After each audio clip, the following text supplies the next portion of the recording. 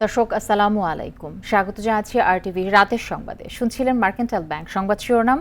পুরোটা সংবাদ জুড়ে আপনাদের সঙ্গে থাকবো আমি তানজিয়া জুথি। বিস্তারিত সংবাদে চলে যাচ্ছি। করোনা ভাইরাসের সংক্রমণ নিয়ন্ত্রণে না আসায় চলমান বিধি নিষেধের মেয়াদ আগামী 6 জুন পর্যন্ত বাড়িয়েছে সরকার। পরিস্থিতি মোকাবেলায় ভারতের সঙ্গে সীমান্ত বন্ধের মেয়াদ বাড়ানো হয়েছে 14 জুন পর্যন্ত। জনপ্রশাসন প্রতিমন্ত্রী জানিয়েছেন, করোনা সংক্রমণের পরিস্থিতি বুঝে শিক্ষা প্রতিষ্ঠান খোলার বিষয়ে সিদ্ধান্ত নেওয়া হবে। বিস্তারিত থাকছে নাজিব ফয়েজের রিপোর্টে।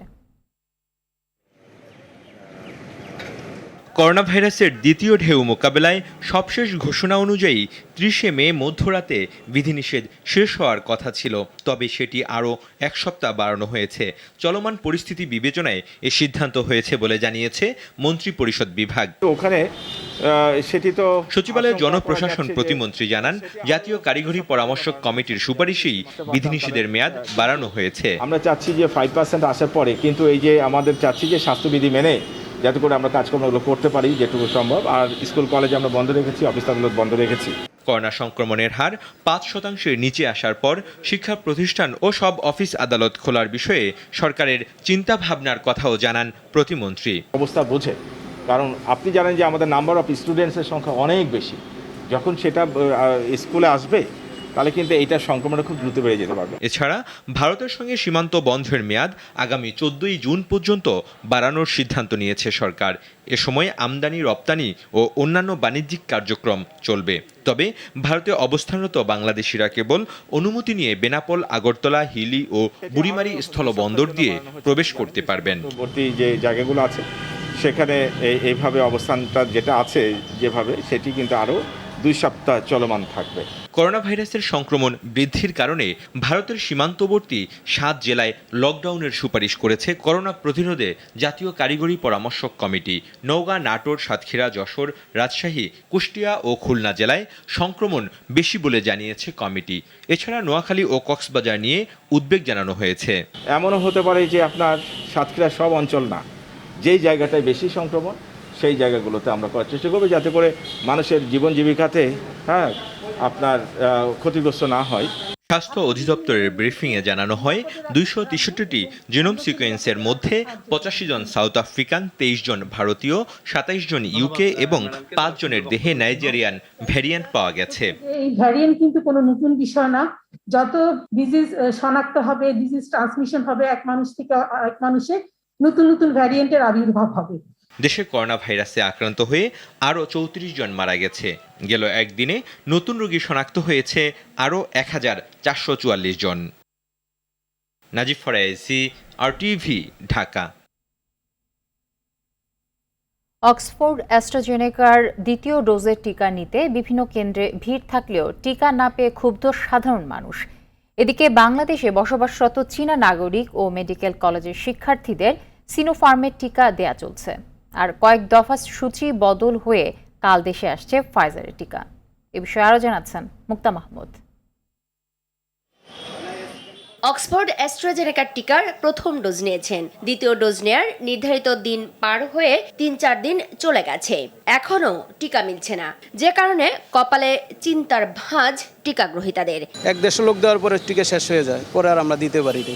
পরে বৃহস্পতিবার আসছে, ওই দিনে সেম অবস্থা, আবার আজকে আসলাম। রাজধানীর তেজগাঁওয়ে নাক কান গলা ইনস্টিটিউটে কোভিড-19 টিকার দ্বিতীয় ডোজ নিতে এসেও না নিয়ে ফিরতে হয়েছে অনেককে। আর যারা পেয়েছেন তাদের মুখে স্বস্তির ছাপ।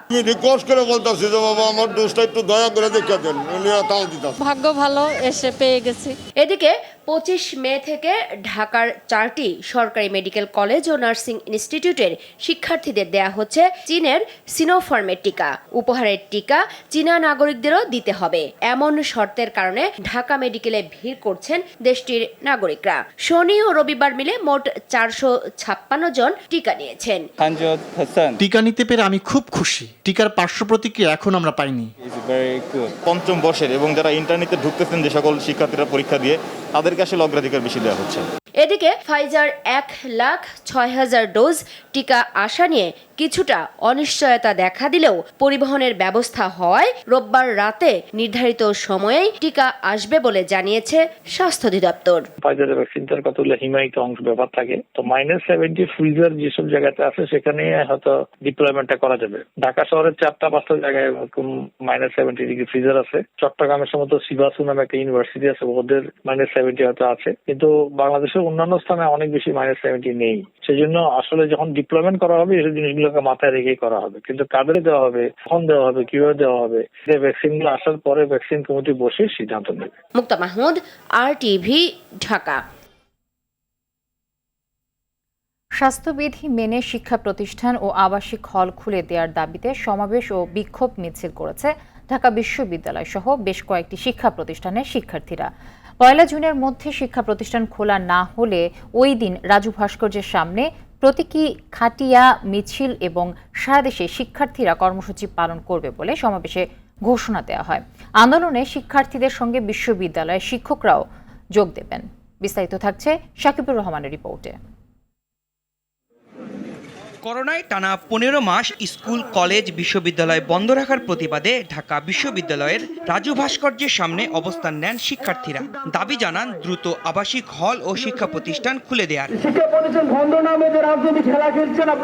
তারা বলেন সেশন জট থেকে মুক্ত করতে দ্রুত টিকা দিয়ে শিক্ষা প্রতিষ্ঠান খুলে বাকি পরীক্ষাগুলো নিতে হবে। অদূর ভবিষ্যতে বাংলাদেশের আমাদের দক্ষ এবং আমাদের সুবিবেচক নাগরিকের অভাব দেখা দেবে। অধিকার প্রতিষ্ঠিত না হওয়া পর্যন্ত আমরা রাজপথ থেকে আমরা সরে যাব না। দাবি না মানা হলে আমাদের কর্মসূচি নিয়মিত থাকবে। পরীক্ষা নিয়ে আমাদেরকে একটা সুস্থ জীবনধারা ফিরিয়ে আনা হোক। শিক্ষার্থীদের সঙ্গে একাত্মতা জানান শিক্ষকরাও। বলেন স্বাস্থ্যবিধি মেনে বিশ্ববিদ্যালয় প্রশাসনকে যত তাড়াতাড়ি সম্ভব শিক্ষা প্রতিষ্ঠান খুলে দিতে হবে। এই ধরনের সিদ্ধান্তের বিরুদ্ধে তীব্র প্রতিবাদ জানাচ্ছি। অবিলম্বে শুধু ঢাকা বিশ্ববিদ্যালয় না, সকল শিক্ষা প্রতিষ্ঠান খুলে দেওয়া হোক। স্বাস্থ্যসম্মতভাবে কিভাবে করা যায় সেটা নিয়ে সরকার বসুক, সবাই কনসার্ন যারা আছে বসুক। শিক্ষার্থীরা পরে মিছিল করে উপাচার্য ভবনের সামনে গিয়ে অবস্থান নেন। এই সময় সমাবেশে বলা হয় 1 জুনের মধ্যে শিক্ষা প্রতিষ্ঠান খোলা না হলে ফের রাজু ভাস্কর্যের সামনে অবস্থান নেবেন তারা। মিছিলটি 12টায় অনুষ্ঠিত হবে এবং সারা দেশে বিভিন্ন বিশ্ববিদ্যালয় এবং জেলা শহরগুলোতে আন্দোলনরত শিক্ষার্থীদেরকে বিক্ষোভ কর্মসূচি পালনের জন্য আহ্বান জানাচ্ছি। একই দাবিতে নীলক্ষেত মোড়ে মানববন্ধন করেন 7 কলেজের শিক্ষার্থীরা। দেশ থেকে শিক্ষা ব্যবস্থা উঠিয়ে দিন, আর না হলে আমাদের যে দাবি 1 জুনের মধ্যে অর্থাৎ আগামীকালের মধ্যে শিক্ষা প্রতিষ্ঠান খুলে দিন। শাকিবুর রহমান, RTV, ঢাকা। এদিকে শিক্ষামন্ত্রী ডাক্তার দীপুমণি জানিয়েছেন 2 সপ্তাহের মধ্যে স্কুল খোলার প্রস্তুতি নেওয়া হচ্ছে। তিনি জানান বেশিরভাগ শিক্ষক টিকা নিয়েছেন, এখন কেবল বিশ্ববিদ্যালয়ে শিক্ষার্থীদের টিকা দেয়া হবে। তবে স্বাস্থ্য বিশেষজ্ঞরা বলছেন যে শিশুদেরও করোনা হচ্ছে, তাই তাদেরও টিকার আওতায় আনার কথা ভাবছে শিক্ষার্থী। শিক্ষা প্রতিষ্ঠান খুললে শতভাগ মাস্ক, তাপমাত্রা মাপার যন্ত্র, হ্যান্ড স্যানিটাইজার সহ মেডিকেল টিম রাখতে হবে। স্কুল খুললে শিক্ষার্থী উপস্থিতি নিয়ে উৎকণ্ঠায় রয়েছে শিক্ষক ও অভিভাবকরা। আতিকা রহমানের রিপোর্টে থাকছে বিস্তারিত। অবশেষে দীর্ঘ 15 মাস বন্ধ থাকার পর শিক্ষা প্রতিষ্ঠান খোলার উদ্যোগ নিচ্ছে শিক্ষা মন্ত্রণালয়। শিক্ষামন্ত্রী বললেন করোনা পরিস্থিতি অবনতি না ঘটলে 13 জুন প্রতিষ্ঠান খোলা হবে। প্রস্তুতি হিসেবে শিক্ষকদের টিকা নেওয়া প্রায় শেষ। বিশেষ ব্যবস্থা শুধুমাত্র বিশ্ববিদ্যালয়ের শিক্ষার্থীদের টিকা দেওয়া হবে। প্রথম ডোজ দিলেই হবে না, 2টো ডোজও তাদের পেতে হবে। তো সেই জন্য বিশ্ববিদ্যালয়ের বিষয়টি নিয়ে আমাদের আরেকটু চিন্তা করতে হচ্ছে যে স্কুলগুলো আমরা হয়তো অনেক আগেই খুলে দিতে পারবো, বিশ্ববিদ্যালয়গুলো হয়তোবা এই টিকার উপরে খানিকটা নির্ভর করবে। এদিকে কিছু অভিভাবক স্কুল খোলার পক্ষে মত দিলেও বেশিরভাগই এর বিপক্ষে। সন্তানদের স্কুলে পাঠাতে আস্থা পাচ্ছেন না তারা। সামাজিক দূরত্ব এবং স্বাস্থ্যবিধি মেনে স্কুলে বাচ্চাদের আমরা দিব আর কি, সেক্ষেত্রে আমাদের বাচ্চারা অনেক উপকৃত হবে। যেটা বাচ্চাদের জন্য ভালো হয়, নিশ্চয়ই সরকার সে ধরনের পদক্ষেপই নেবেন আমি আশা করছি।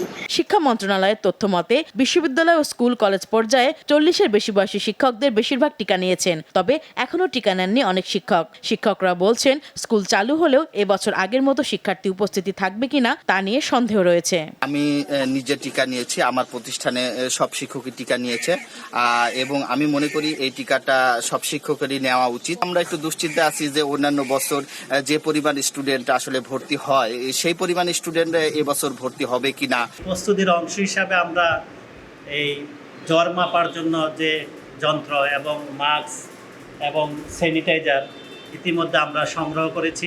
স্বাস্থ্যবিধি মেনেই শ্রেণীকক্ষে ছাত্রদের পাঠদান করাতে সক্ষম হবে। স্বাস্থ্য বিশেষজ্ঞরা বলছেন শিশুরা সংক্রমণের আওতার বাইরে নয় এবং তাদের স্বাস্থ্যবিধি মানানোটাও অনেক কঠিন। তাই প্রতিষ্ঠানে শতভাগ স্বাস্থ্য সুরক্ষা নিশ্চিত করতেই হবে।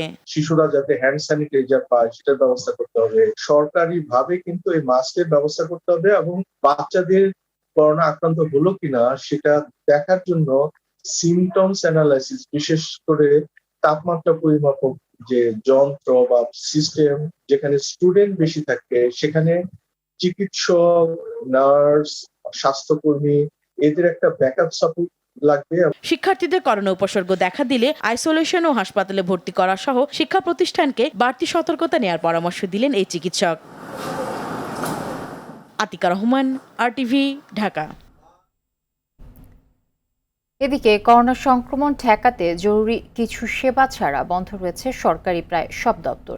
এতে বেসরকারি প্রতিষ্ঠানগুলোর নিবন্ধন থেকে শুরু করে আমদানি রপ্তানি প্রক্রিয়ায় ব্যবসায়ী সহ বেশ বিপাকে পড়েছে সাধারণ সেবা গ্রহণকারীরাও। অন্তত 20% কর্মী নিয়ে হলেও সরকারি দপ্তর খোলা রাখা উচিত বলে মনে করেন ভুক্তভোগীরা। সেলিম মালিকের রিপোর্ট। চলতি লকডাউনে দেশের অর্থনীতি স্বাভাবিক রাখার পাশাপাশি কর্মীদের বেতন ভাতা ঠিকঠাক রাখতে চালু রয়েছে দেশের প্রায় সব ব্যবসা ও আর্থিক প্রতিষ্ঠান। সবকিছু স্বাভাবিক চললেও গতি থেমে যাচ্ছে কেবল সরকারি দপ্তরে এসে। প্রয়োজন ছাড়া অফিসে আসছেন না কোনো কর্মকর্তা। ফলে ব্যবসা পরিচালনায় নিবন্ধন কিংবা আমদানি রপ্তানির জন্য ছাড়পত্র পেতে ভোগান্তি পোহাতে হচ্ছে ব্যবসায়ী ও উদ্যোক্তাদের। আমি একটা জমি মর্টগেজ করবো আমি যে কোনো একটা ব্যাংকের কাছে। এখন ব্যাংকের যেই মর্টগেজ করার জন্য যে টিমটা থাকে তারা ভূমি অফিসে গিয়ে দেখবে যে জমিটা কি কারেক্ট কিনা। ভূমি অফিসে কিন্তু লোক বসা আছে আর ব্যাংকেও লোক বসা আছে, কিন্তু ভূমি অফিসে কিন্তু ওরা ফাইলে সাইন করবে না, কারণ ওরা লকডাউন, যার কারণে আমার ওই মর্টগেজটা হচ্ছে না। কোভিডের কারণে আমি সেই সিসিআই থেকে প্রত্যয়নপত্রটা পাচ্ছি না বা বন্ড কমিশনারের থেকে প্রত্যয়নপত্রটা নিতে কিছুটা বিলম্বিত হচ্ছে, যার ফলে আমার ওই পোর্ট থেকে মালটা রিলিজ করতে কিন্তু বিলম্ব হচ্ছে। লকডাউনে স্বাস্থ্যবিধি মেনে 20 থেকে 30% কর্মকর্তাও যদি দপ্তর দেখভাল করেন তাতেই সংকট অনেকটাই কেটে যাবে বলে মনে করেন এফবিসিসিআইর সভাপতি। শিফটিং ডিউটি করি হলেও মিনিমাম 30-40% কাজ কিন্তু করা উচিত, যেহেতু লকডাউন দিয়ে বন্ধর মতো করে রাখা হয়েছে। তা আমি মনে করি যে এই জায়গায় আমরা যেহেতু আমরা কাজ করছি, আমরা সবই আছে, আমার মনে হয় যে একটা পার্সেন্টেজ যে খোলা রাখা উচিত। লকডাউনের সুযোগ নিয়ে অনেক কর্মকর্তাই দায়িত্ব অবহেলা করছেন বলে স্বীকার করলেন পরিকল্পনা মন্ত্রী। জরুরি সেবা পেতে কোনো ব্যবসায়ী যেন হয়রানির শিকার না হয় সেজন্য দিলেন নির্দেশনাও। আমি এগ্রি, আপনার সঙ্গে আমি একমত, হওয়া ঠিক নয়। সুযোগ কেউ কেউ দিচ্ছে, সবাই নয়। ব্যবসায়ীদের সেবা যারা করেন তারা আরো দ্রুত কাজ করবেন এই সময় আশা করি সরকার যথাযথ ব্যবস্থা নেবেন। অতিমারি করোনা নির্মূল হয়ে দেশে খুব শিগগিরই সব খাতে ফিরবে কর্মচাঞ্চল্য, এমন অপেক্ষায় সব শ্রেণী পেশার মানুষ। সেলিম মালিক, RTV, ঢাকা। নতুন প্রজন্মের জন্য নিরাপদ ভবিষ্যৎ গড়তে বিশ্ব নেতাদের ঐক্যবদ্ধ হয়ে কাজ করার আহ্বান জানিয়েছেন প্রধানমন্ত্রী Sheikh Hasina. Partnering for green growth and the global goals 2030 P4G সম্মেলনে ভিডিও বার্তায় এই আহ্বান জানান তিনি। P4G needs to campaign more about its action-oriented approach, engaging more financiers, innovators, policymakers, and creative entrepreneurs in the 5 P4G focus areas and share the best practices. For achieving green growth and global goals 2030, in addition to whole of society approach, a whole of world attitude is needed. We, the participating leaders in the P4G summit, need to work more closely towards a greener future for our next generation. টানা দ্বিতীয় দিনের মতো কেঁপে উঠল বিভাগীয় জেলা সিলেট। এর প্রভাবে একটি বহুতল ভবন হেলে পড়েছে। ভূতত্ত্ববিদ অধ্যাপক হুমায়ুন আখতার জানান, সিলেটের ডাউকি চুক্তিতে 8 মাত্রার ভূকম্পন হওয়ার মতো শক্তি জমা রয়েছে। আতঙ্কিত না হয়ে দ্রুত পরিস্থিতি মোকাবেলায় প্রস্তুতি নেওয়ার পরামর্শ দেন তিনি। রিপোর্ট করছেন জাহিদ রহমান। রোববার ভোরে দ্বিতীয় দিনের মতো ভূকম্পে কেঁপে ওঠে বিভাগীয় জেলা সিলেট। ভোর 4:36 রিক্টার স্কেলে 2.8 মাত্রার ভূকম্পন অনুভূত হয়। ভূমিকম্পের প্রভাবে নগরীর পশ্চিম পাটানটোলায় 6তলা একটি ভবন হেলে পড়ে। এরই মধ্যে ভবনের সব বাসিন্দাদের সরিয়ে নেওয়া হয়। বারবার ভূমিকম্প ঝাঁকুনিতে আমাদেরকে আসলে ভাবিয়ে তুলছে। কাউন্সিলর সাহেব আইসন, মেয়র সাহেব আইসন, তারা যাচ্ছে, ফায়ার সার্ভিস যাচ্ছে। ভূতাত্ত্বিকভাবে বাংলাদেশের অবস্থান ভারত ও মায়ানমারের প্লেটের উপর। দুটি প্লেটের ক্রমাগত চাপ সৃষ্টির ফলে ভূ অভ্যন্তরে 8 মাত্রার ভূমিকম্প ঘটানোর মতো শক্তি সঞ্চিত হয়েছে, যা যে কোনো সময় ভূমিকম্প আকারে বের হয়ে আসতে পারে বলে জানান এই ভূতত্ত্ববিদ। ডাউকি ফল্টের পূর্ব প্রান্তে এখানে গত 500 থেকে 1000 বছরে বড় ধরনের ভূমিকম্প হয় না। এটাই হচ্ছে শঙ্কার সবচেয়ে বড় কারণ। এখানে 8 মাত্রার অধিক পরিমাণ ভূমিকম্প সংঘটিত হওয়ার মতো শক্তি এখানে জমা হয়ে রয়েছে। পরিস্থিতি মোকাবেলার জন্য দ্রুত প্রস্তুতি নেওয়া প্রয়োজন বলেও মনে করেন তিনি। যে পরিমাণ শক্তি জমা হয়ে রয়েছে সেটা একবারেও বের হতে পারে, আবার আংশিক ধাপে ধাপেও বের হতে পারে। বিশ্বের অন্যান্য জায়গায় এই ধরনের কাঠামোতে যেটা বের হয়ে আসে তার 60 থেকে 70% শক্তি একবারে বের হয়ে আসে। আমাদের এই যে জনবসতি ভূমিকম্পের বিষয়ে তাদের কী করণীয় এই বিষয়ে সঠিক ধারণা নেই, আবার সরকারেরও প্রস্তুতিতে কিছুটা ঘাটতি রয়েছে। দুর্যোগ মোকাবেলায় প্রশাসন, স্বেচ্ছাসেবী সহ সব পক্ষকে সম্পৃক্ত করার পরামর্শ বিশেষজ্ঞদের। প্রলয়ঙ্করী ভূমিকম্প সৃষ্টি করে। Zahid Rahman, RTV, Dhaka. Lysergic acid, diethylamide বা LSD মাদক সেবন ও ব্যবসায় 15টি গ্রুপের জড়িত থাকার সন্ধান পেয়েছে পুলিশ। বিশ্ববিদ্যালয় শিক্ষার্থীদের টার্গেট করেই চলে তাদের ব্যবসা। নতুন এই মাদক সেবনে ঘোরের মধ্যে থেকে গ্রহণকারী নিজেকে ভিন্ন জগতের বাসিন্দা ভাবতে থাকে। রাজধানীতে 5 জনকে গ্রেফতারের পর মিলছে নতুন নতুন সব তথ্য। এতে নড়ে চড়ে বসেছে আইন শৃঙ্খলা রক্ষাকারী বাহিনী। এ বিষয়ে আরও জানাচ্ছেন বিল্লাল হোসেন। লাইসার্জিক অ্যাসিড, ডায়েথিলামাইড মাদক মহলে LSD নামে পরিচিত। জিহ্বার নিচে সেবন করা হয়। এটি গ্রহণকারীদের মধ্যে এক ধরনের ভ্রমণ তৈরি করে, আশেপাশে বাস্তবতা অনুভব হয় ভিন্নভাবে। উঠতি বয়সীদের ধ্বংসের পথে নিয়ে যাওয়া এই মাদক সেবন ও ব্যবসার সঙ্গে জড়িত তো অভিযোগে এবার 5 জনকে আটক করেছে পুলিশ। এই ISDর নেশাটা আরও ভয়ানক, যেটা আমরা যে আসামিদেরকে গ্রেপ্তার করেছি তাদের দেওয়া তথ্য মোতাবেক আমরা যে জিনিসটা পেয়েছি, আসলে এটার এক ভয়াবহ চিত্র। এটা অনেক ব্যয়বহুল একটা মাদক। এই মাদকের ফলশ্রুতিতে আসলে যুব সমাজ এক ধ্বংসের মুখে চলে যাচ্ছে। এবার 5 জনকে আটক করেছে পুলিশ। শনিবার রাতে রাজধানীর শাহজাহানপুর, রামপুরা, বাড্ডা ও ভাড়াটা এলাকায় আটক করা হয় তাদেরকে। অপরাধ জগতের বাসিন্দাদের সবাই বেসরকারি বিশ্ববিদ্যালয়ের শিক্ষার্থী। তাদের কাছ থেকে জব্দ করা হয় 2000 মাইক্রোগ্রাম LSD, আইস ও গাঁজা। পুলিশ জানায়, অনলাইনে বিজ্ঞাপনের মাধ্যমে আসক্ত হয়ে LSD সেবন শুরু করে এই 5 শিক্ষার্থী। দেশে 15টি গ্রুপ গত 1 বছর ধরে মাদক বিক্রি ও সেবনে জড়িত। যখন স্বল্প পরিমাণে এই মাদকটা কেউ গ্রহণ করলে কি হয়, আমাদের আমাদের ব্রেনের মধ্যে যে ফ্রন্টাল লোব, যে স্থানটা আমাদের অ্যাক্টিভিটিস এবং মুড কন্ট্রোল করে, সেটাকে ডেভিয়েশন করে ফেলে, তার উপর এফেক্ট করে। LSD মাদক গৃহীতা ও হিতাহিত জ্ঞানশূন্য হয়ে নিজেদের ভিন্ন জগতের বাসিন্দা মনে করেন। 1938 সালে সুইজারল্যান্ডের এক বিজ্ঞানী ওষুধ হিসেবে LSD আবিষ্কার করেন। এক পর্যায়ে মাদক হিসেবে শুরু হয় ওষুধটির অপব্যবহার। 2019 সালে বাংলাদেশে প্রথমবারের মতো LSD চালান জব্দ করে মাদক দ্রব্য নিয়ন্ত্রণ অধিদপ্তর। বিল্লাল হোসেন, RTV, ঢাকা। নেত্রকোনার মোহনগঞ্জে ইসলামী ব্যাংক বাংলাদেশ লিমিটেডের 374তম শাখা এবং ঢাকার আরও 6টি নতুন উপশাখা উদ্বোধন করা হয়েছে। ঢাকার জিগাতলা ও গ্রিন রোড, নারায়ণগঞ্জের কাঁচপুর বাস স্ট্যান্ড, কিশোরগঞ্জের গাইটাল, পিরোজপুরের স্বরূপকাঠি ও মাদারীপুরের মোস্তফাপুর বাস স্ট্যান্ডে এসব উপশাখার উদ্বোধন করা হয়। ব্যাংকের ম্যানেজিং ডিরেক্টর ও CEO মোহাম্মদ মনিরুল মাওলা এসব শাখা ও উপশাখাগুলো উদ্বোধন করেন। এ সময় ব্যাংকের additional managing director Mohammad Kaiser Ali ও মোহাম্মদ ওমর ফারুক খান সহ সংশ্লিষ্ট অনেকেই উপস্থিত ছিলেন। দর্শক, সংবাদ শেষ করব প্রেমের টানে বাংলাদেশে এসে কৃষিকাজ করা আমেরিকান ইঞ্জিনিয়ারের খবর দিয়ে। যশোরের মেয়ে রহিমা খাতুনের প্রেমে পড়ে মজে নিজের দেশ ছেড়েছেন আমেরিকান ইঞ্জিনিয়ার ক্রিস হোগল। স্ত্রীর সন্তানসহ সুখের শান্তিতে দীর্ঘদিন ধরে বসবাস করছেন তারা।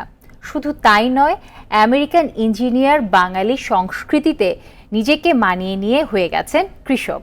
রহিমার সঙ্গে থাকতে চান জীবনের শেষ দিন পর্যন্ত। যশোর প্রতিনিধি BM ফারুকের তথ্যচিত্রে দীপ্তচন্দ্র পালের রিপোর্ট।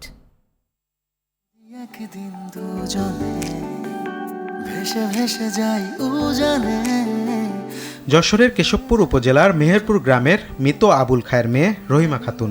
জীবিকার তাগিদে মুম্বাই শহরে থাকাকালীন পরিচয় হয় ক্রিস মার্ক হোগলের সঙ্গে। প্রথম দেখাতেই রহিমাকে ভালো লেগে যায় তার, পরে তা ভালোবাসাতে রূপ নেয়। বিয়ে করে চলে আসেন কেশবপুরের মেহেরপুর রহিমার বাবার ভিটায়। মেহেরপুরে বাড়ির কাজ শেষ হলে আমেরিকা থেকে মা ও ছেলে মেয়েকেও নিয়ে আসবেন ক্রিস হোগল। বাকিটা জীবন সুখে শান্তিতে রহিমার সঙ্গে এদেশেই থাকতে চান তিনি। ভালো আছি, কিন্তু প্রথম আসলে বাংলাদেশের লোক অনেক একটু কষ্ট দিছে, মানে টেনশন দিছে। আমার স্ত্রীকে জীবনসঙ্গী হিসেবে পেয়ে আমি খুশি। ও খুব ভালো। জীবনের শেষ দিন পর্যন্ত ওর সঙ্গেই থাকতে চাই। বাবার ভালোবাসা ও বটবৃক্ষের মতো ছায়া পেয়ে খুশি রহিমার আগের সংসারের সন্তানেরা। আমার বাবার নিয়ে আমরা ভালো আছি, শোকে দান্তিতে আছি, আমরা ভাই বোন সবাই ভালো আছি। রহিমা দম্পতিকে দেখতে অনেকেই ভিড় করছেন তার বাড়িতে। আমেরিকান মানুষ হয়েও আজকে এরকম করে সুন্দরভাবে কৃষিকাজের সাথে জড়িয়ে বাংলাদেশে এসে রয়েছে, এটা আসলে নজিরবিহীন। তার সব দিক থেকে, চরিত্রের দিক দিয়ে আর ব্যবসা বাণিজ্য, আচার আচরণ সব দিক থেকে সে একটা ভালো মানুষ। ক্রিস মার্ক যুক্তরাষ্ট্রের মিশিগানের বাসিন্দা। তিনি একজন পেট্রোলিয়াম ইঞ্জিনিয়ার। বর্তমানে গ্রামে কৃষিকাজের পাশাপাশি ঢাকায় বাইং হাউসের ব্যবসা করছেন।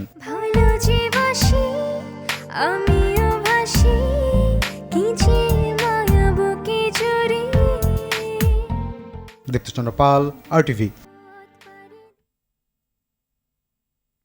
দর্শক, রাতের সংবাদ এ পর্যন্তই। RTV সবশেষ সংবাদ জানতে যে কোনো মোবাইল ফোন থেকে 2414 নাম্বার ডায়াল করুন। আর মোবাইল ফোনে সংবাদ দেখতে অ্যাপ স্টোর, গুগল প্লে বা উইন্ডোজ স্টোর থেকে ডাউনলোড করুন RTV অ্যাপস।